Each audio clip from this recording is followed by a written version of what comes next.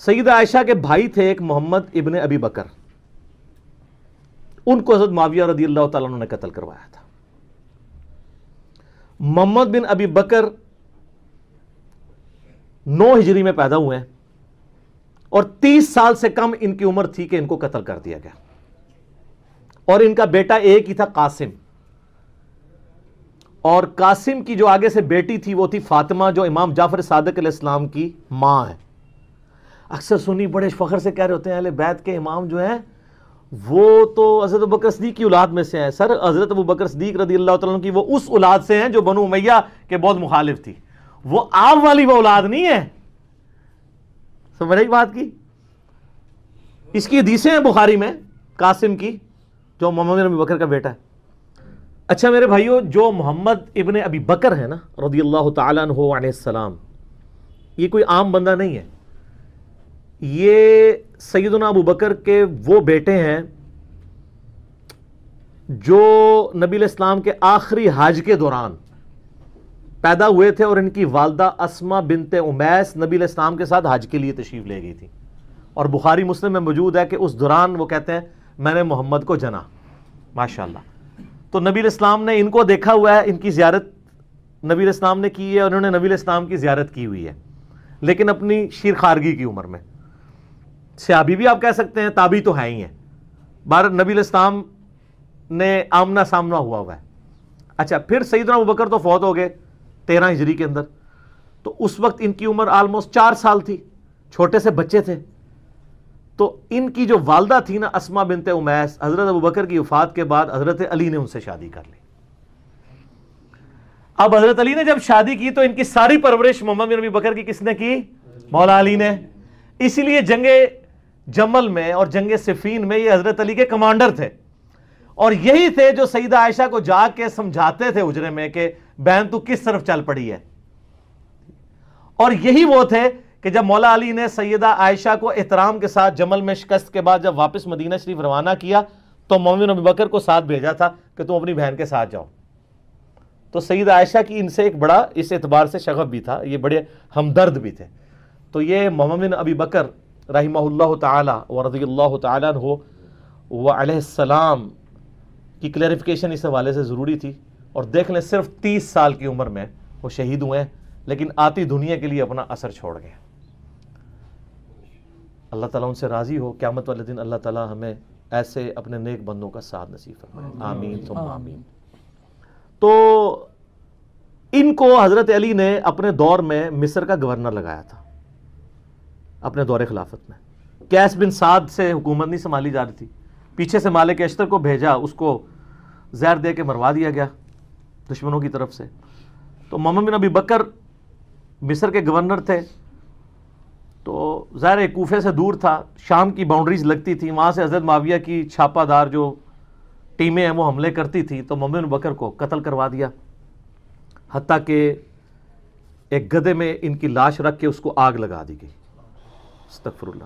اور یہ اس کے اوپر اجماع ہے، کوئی دنیا میں اس کا انکار نہیں کرے گا، ہماری اہل سنت کی تمام کتابوں میں موجود ہے، جتنی بھی صحابہ کرام کی بایوگرافی پہ لکھی گئی ہیں، آپ چاہے وہ آپ تاریخ طبری پڑھ کے دیکھ لیں، ابن جریر المتوفا 310 ہجری، تاریخ ابن کثیر کی المتوفا 774 ہجری، آپ الاستیاب امام ابن عبد البر کی پڑھ کے دیکھ لیں، المتوفا 468 ہجری، آپ کو ساری کتابوں میں ابن اسیر کی جو ہے اسود الغابہ المتوفا 630 ہجری، جس کی شرح ابن حجر اسقلانی المتوفا 852 ہجری، الاصابہ انہوں نے لکھی، 8000 صحابہ کرام کے حالات زندگی اس میں لکھے ہیں، اردو میں ترجمہ ہو کے آ چکی ہے، آپ اس میں محمد بن ابی بکر کا پڑھ لیں ان کے ساتھ کیا ہوا تھا۔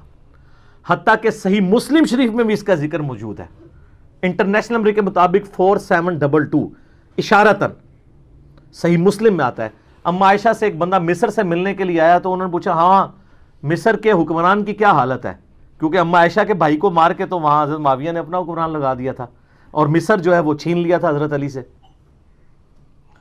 تو ظاہر ہے جو دنیا دار بادشاہ ہوتے ہیں وہ اپنے چمچوں کو نوازتے ہیں، تو ان کا ہمارا جو گورنر ہے وہ تو بہت اچھا ہے، ہمارا خرچہ پانی ختم ہو جائے خرچہ دے دیتا ہے، ہمارا اگر گھوڑا مر جائے نیا گھوڑا خرید کے دے دیتا ہے، اور اگر کوئی غلام مر جائے تو نیا غلام دے دیتا ہے۔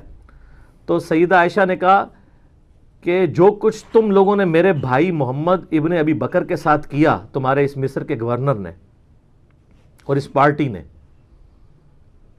یہ بات مجھے اس چیز سے نہیں روکے گی کہ میں تمہیں رسول اللہ کی ایک حدیث سناؤں جو اسی حجرے میں جہاں تم مجھ سے ملنے آئے ہو، اما عائشہ وہ پردے میں ملا کرتی تھی، اسی حجرے میں نے اللہ کے محبوب صلی اللہ علیہ وآلہ وسلم سے سنا تھا کہ آپ علیہ السلام یہ دعا کیا کرتے تھے، اے اللہ جو حکمران اپنی رعایا کے ساتھ سختی کرے تو بھی اس کے ساتھ سختی فرمانا، اور جو اپنی رعایا کے ساتھ نرمی کرے تو بھی اس کے ساتھ نرمی فرمانا، اور جو کچھ تم لوگوں نے میرے بھائی کے ساتھ کیا، یعنی وہ یہ کہنا چاہ رہی تھی کہ اللہ تعالیٰ ہی اس کا پھر بدلہ ہمیں لے کے دے گا، جو کچھ تم لوگوں نے میرے بھائی کے ساتھ محمد ابن ابی بکر کے ساتھ کیا رضی اللہ تعالی عنہما وعلیہم السلام۔ تو سیدہ عائشہ اس وجہ سے حضرت معاویہ سے ناراض تھی۔ یہ تو ایک بھائی کا آپ نے سنا، ایک دوسرا بھائی تھا، وہ تھا عبد الرحمن بن ابی بکر، اور وہ ایسا بھائی تھا کہ اس کی ماں اور سیدہ عائشہ کی ماں بھی سیم تھی، ادھر تو باپ سیم تھا، ماں الگ تھی۔ عبد الرحمن بن ابی بکر ہمارے سب کانٹیننٹ کے اعتبار سے سگا بھائی تھا، ویسے تو سگا بھائی ہوتا ہے جب باپ ایک ہو جائے ماں ڈیفرنٹ بھی ہو تو۔ اس کے بارے میں آپ صحیح بخاری اٹھا کے دیکھ لیں، 4827 نمبر حدیث ہے انٹرنیشنل نمبر کے مطابق۔ مروان جب حجاز کا گورنر ہوتا ہے، مسجد نبوی میں خطبہ دیتے ہوئے وہ بار بار یزید ابن معاویہ کا ذکر کرتا ہے تاکہ وہ بیعت لے حضرت معاویہ کے بعد ان کے بیٹے کے لیے، یہ بخاری کے الفاظ ہیں۔ اور اس کے لیے ظاہر ہے جب وہ فضائل و برکت، جیسے یہاں بھی ہوتا ہے کہ امت کے وسیع تر مفاد میں، یا میرے عزیز ہم وطنوں، یہ وہی چیز۔ تو اللہ تعالیٰ نے امیر المومنین کو یہ بات سجھائی ہے۔ اچھا، یہ بخاری میں بھی حدیث ہے، اور یہ آپ کو ڈھونڈنا کو مشکل نہیں ہے، آپ تفسیر ابن کثیر کھول کے سورۃ الاحقاف پارہ نمبر 26 میں آیت نمبر 17 کے کانٹیکسٹ میں بخاری کی حدیث اور جتنی اور حدیثیں ہیں، یہ حدیث المستدرک للحاکم کے اندر بھی موجود ہے بڑی ڈیٹیل کے ساتھ، اور یہ حدیث سنن نسائی الکبریٰ کے اندر بھی موجود ہے بڑی ڈیٹیل کے ساتھ، اور یہ سارے کے سارے طرق حافظ ابن کثیر المتوفیٰ 774 ہجری نے سورۃ الاحقاف آیت نمبر 17 کے کانٹیکسٹ میں ساری حدیثیں ایک جگہ جمع کر دی ہیں، بخاری کی، حاکم کی، نسائی کی، باقی کتابوں کی۔ پہلے میں بخاری والا حصہ بتاتا ہوں آپ کو۔ تو بخاری کے الفاظ ہیں، عبد الرحمن بن ابی بکر کھڑے ہوئے اور انہوں نے اس حاکم وقت کو کچھ کہا۔ اب امام بخاری نے یہ نہیں بتایا کہ کیا کہا، لیکن یہ بات سمجھ آ گئی کہ گل چوبے علی کی تھی، اگر وہ لگ گئی جا کے، کیونکہ وہ بھی اس قسم کی باتیں کر رہا تھا۔ وہ باتیں میں آپ کو دوسری کتابوں سے، حاکم سے اور سنن نسائی الکبریٰ سے بتاؤں گا، اور تفسیر ابن کثیر کھول کے آپ لوگوں کے گھروں میں ہوگی، پڑھ لیں، PDF فریلی اویلیبل ہے۔ تو اس کے بعد بخاری کے الفاظ ہیں کہ وہ مروان کو غصہ ہے، اس نے کہا پکڑو اسے، گرفتار کرو، آج کے دور میں نیب کے حوالے کرو۔ تو سیدنا عبد الرحمن بن بکر فوراً جا کے مسجد نبوی کے ساتھ ایڈجسٹنٹ اما عائشہ کا حجرہ تھا، اس میں جا کے چھپ گئے۔ اب اتنے تو کوئی بغیرت نہیں تھا، اتنی عوام دیکھ رہی تھی، حضرت عائشہ کے حجرے میں تو کوئی گھس نہیں سکتا تھا، وہ تو محرم تھے، ان کے بھائی تھے۔ تو مروان کا غصہ نہیں ٹھنڈا ہوا، اس نے باہر سے کہا، ہاں ابو بکر کے بیٹے، تو ہی ہے نا جس کے بارے میں وہ آیت نازل ہوئی ہے سورۃ الاحقاف آیت نمبر 17، کہ یہ کہتا ہے کہ میرے ماں باپ مجھے کہتے ہیں کہ جب ہم مر کے مٹی ہو جائیں گے تو دوبارہ سے زندہ کیے جائیں گے، یہ تو اگلے لوگوں کی کہانی ہے۔ ابو بکر کے بیٹے، یہ تیرے بارے میں نازل ہوئی ہے، تو اپنے ماں باپ کو کہتا تھا کہ قرآن اگلے لوگوں کی کہانی ہے۔ نعوذ باللہ، کتنا بڑا جھوٹ بولا۔ تو سیدہ عائشہ سے برداشت نہیں ہوا، وہ حجرے کے اندر سے ہی بولی، انہوں نے کہا آل ابی بکر کے بارے میں کوئی آیت ایسی نازل نہیں ہوئی ہے سوائے سورہ نور کی وہ آیات جو میری برات میں نازل ہوئی تھی، حدیث افک والی، تو آل ابی بکر کے اوپر الزام لگاتا ہے۔ بخاری میں اتنی حدیث ہے، لیکن فلنگ دی بلینکس موجود ہے، انہوں نے بلینکس امام بخاری نے چھوڑی ہیں، وہ فل کی ہیں حاکم نے اور سنن نسائی الکبریٰ میں، اور حافظ ابن کثیر نے بھی کر دی سورۃ الاحقاف آیت نمبر 17 میں۔ وہ کیا ہے کہ مروان نے کہا کہ امیر المومنین جو ہے نا یہ چاہتے ہیں کہ اپنے بعد اپنے بیٹے کو نامزد کر دیں، جس طرح کہ ابو بکر نے بھی تو عمر کو نامزد کیا تھا، حالانکہ وہ بھی مشورے سے کیا تھا، اور دوسرا عمر حضرت ابو بکر کے بیٹے تھے، تو کیا وہ مطلب وہ کس طریقے سے ریزیمبلنس بنا رہا تھا، تو اس پہ ابو بکر کے بیٹے کو غصہ تو آنا تھا نا۔ تو ابو بکر کا بیٹا عبد الرحمن بن بکر وہاں کھڑا، اس نے کہا سیدھی طرح کہہ، تیرا امیر المومنین معاویہ کیسر و کسرا کے طریقے پہ چلنا چاہتا ہے، ابو بکر اور عمر کے طریقے پہ نہیں۔ ہائے ہائے ہائے ہائے، اے وہ گل سی جیڑی بخاری میں لکھا ہے، کچھ کہا، انہوں لگ گئی آگ، انہوں نے کہا پڑھو انہوں۔ پھر آگے بخاری میں آتا ہے اور اس میں آگے موجود ہے کہ سیدہ عائشہ نے اندر سے کہا اسکت، چپ کر، بکواس بند کر. آل ابی بکر کے بارے میں کوئی ایسی آیات نازل نہیں ہوئی سوائے میری برات میں. اور ان حدیثوں میں آگے موجود ہے البتہ مروان تیرے بارے میں موجود ہے، جب تو اپنے باپ حکم کی پشت میں تھا رسول اللہ نے کہا تھا حکم پہ لعنت، اس کی اولاد پہ لعنت، تو اسی لعنت کا ٹکڑا ہے. حضور نے تو پہلے ان دونوں باپ بیٹا کو حضور نے مدینہ بدر کر دیا تھا.